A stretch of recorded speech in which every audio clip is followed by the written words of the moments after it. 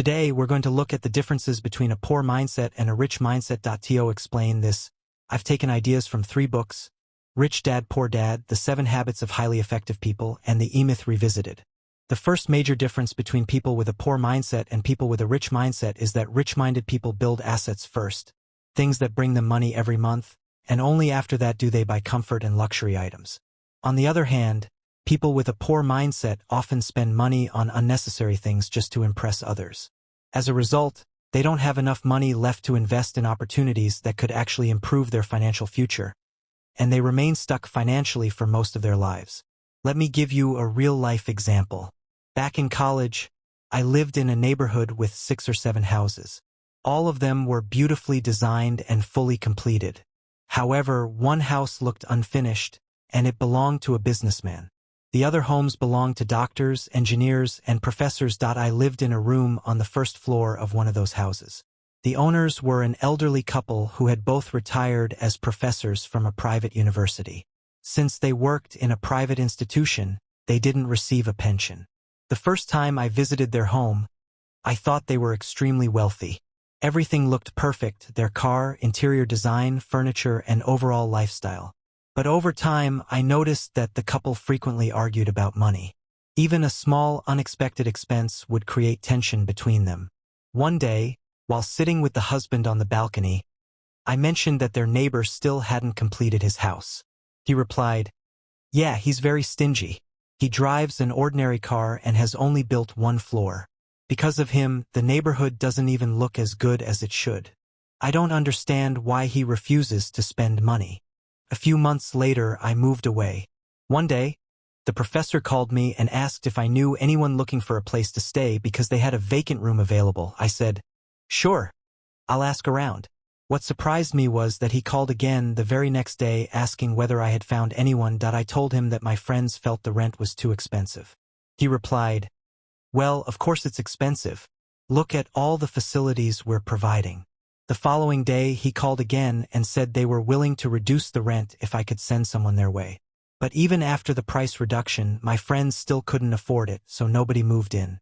When I later compared this entire situation to the principles from Rich Dad, Poor Dad, I noticed something interesting. There was only one businessman in that neighborhood, the same man with the unfinished house. About a year and a half later, his home had become the biggest and most beautiful house in the entire neighborhood. He had expanded it into 3 floors. Meanwhile, the retired professors were still struggling financially. People with a poor mindset often make similar mistakes. They may earn only $15,000 a year but buy the latest iPhone. They'll finance a luxury car that's far beyond what they actually need. They'll spend hundreds or thousands of dollars on designer jeans and shoes.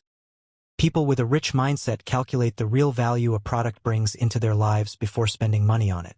The next point is that rich-minded people pay themselves first before paying anyone else.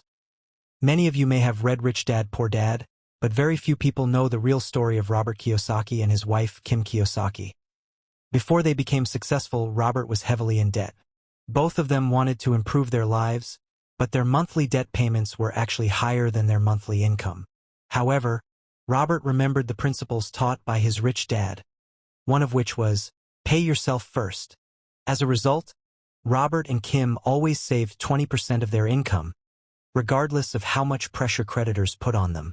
Instead of using that pressure as an excuse, they used it as motivation to work harder and earn extra money to cover their debt payments. They understood that if they paid everyone else first and never saved anything for themselves, they would never become wealthy.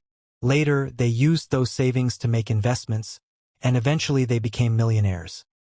Most people make the opposite mistake. They think, first I'll pay off all my debt, and then I'll start saving, or I'll save whatever is left over at the end of the month. But the sequence matters. Even Warren Buffett has said, don't save what is left after spending. Spend what is left after saving. Assume your income is lower than it actually is, and save at least 20% of it consistently. Of course, saving alone won't make you rich. Eventually, you must invest that money wisely. But saving is the first and necessary step toward building wealth. The next point is that rich-minded people continuously improve their skills throughout their lives. This principle is described in the 7 Habits of Highly Effective People as sharpen the saw. Have you ever noticed that advertisements for extremely expensive products are rarely shown on television?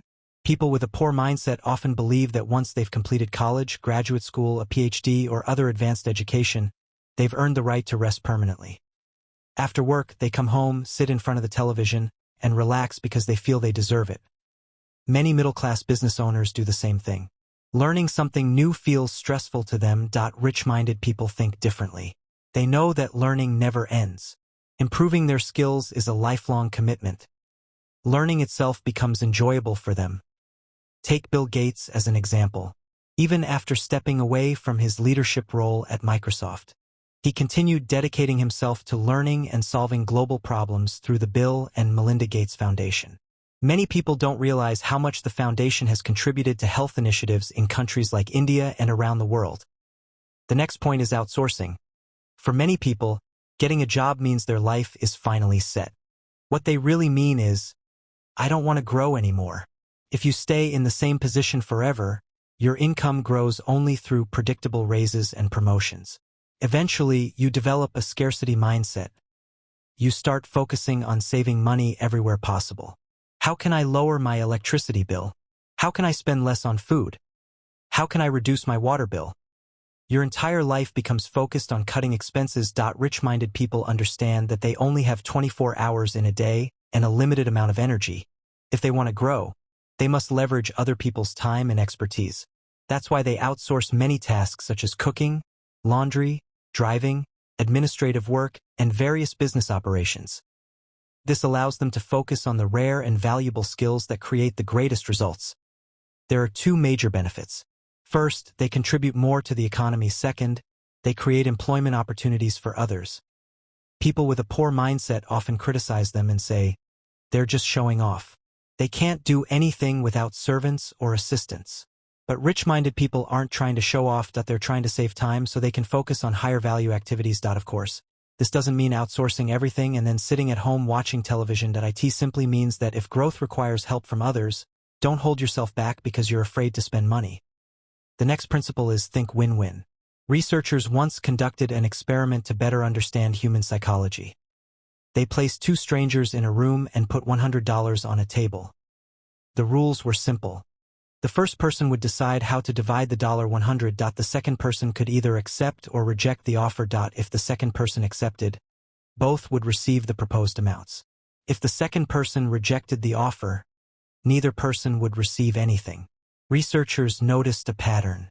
When the first person split the money 50/50, the second person almost always accepted. When the split was 60/40, it was usually accepted as well. But when the split became 70/30, most people rejected it, even though rejecting it meant receiving nothing. Researchers repeated the experiment many times and found that the tipping point consistently appeared around 70/30. They even repeated the experiment in developing countries where $100 represented more money, but the results remained remarkably similar. If you were the second person, you might think, why should the other person get $70 while I only get $30? Emotionally, that reaction makes sense.